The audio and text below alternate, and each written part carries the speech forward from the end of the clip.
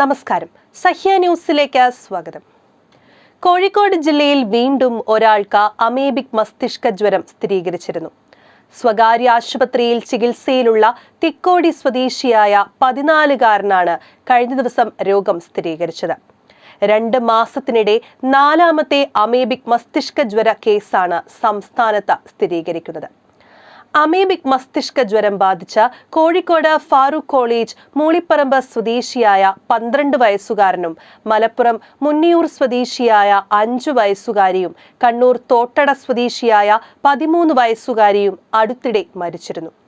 2 മാസത്തിനിടെയാണ് ഈ 3 മരണങ്ങളും സംസ്ഥാനത്ത് റിപ്പോർട്ട് ചെയ്യപ്പെട്ടത്.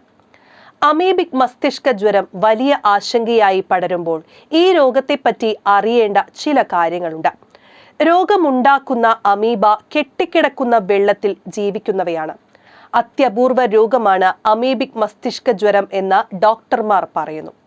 കുളിക്കുമ്പോഴും മറ്റും മൂക്കിലെ നേർത്ത തൊലിയിലൂടെയാണ് അമീബ മനുഷ്യ ശരീരത്തിൽ കടക്കുന്നത്. രോഗം തലച്ചോറിനെയാണ് ഗുരുതരമായി ബാധിക്കുന്നത്. അതിനാൽ മരണനിരക്ക് വളരെ കൂടുതലാണ്. രോഗാണു ശരീരത്തിലെത്തിയാൽ രോഗലക്ഷണങ്ങൾ പ്രകടിപ്പിക്കാൻ ഒരാഴ്ച വരെ എടുക്കും എന്നതും വെല്ലുവിളിയാണ്.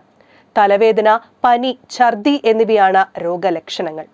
അതേസമയം രോഗം ഒരാളിൽ നിന്നും മറ്റൊരാളിലേക്ക് പകരില്ല എന്ന് വിദഗ്ധർ പറയുന്നു. എടുക്കേണ്ട മുൻകരുതലുകൾ എന്തൊക്കെയാണെന്ന് നോക്കാം. വൃത്തിഹീനമായ വെള്ളക്കെട്ടുകളിൽ കുളിക്കാതിരിക്കുക. ചെറിയ കുളങ്ങൾ, കിണറുകൾ, സ്വിമ്മിംഗ് പൂളുകൾ എന്നിവിടങ്ങളിൽ ക്ലോറിനേഷൻ നടത്തുക. ജലാശയങ്ങളിൽ കുളിക്കുമ്പോൾ മൂക്കിൽ വെള്ളം കയറാതിരിക്കാൻ ശ്രദ്ധിക്കുക. News desk, Sahya news.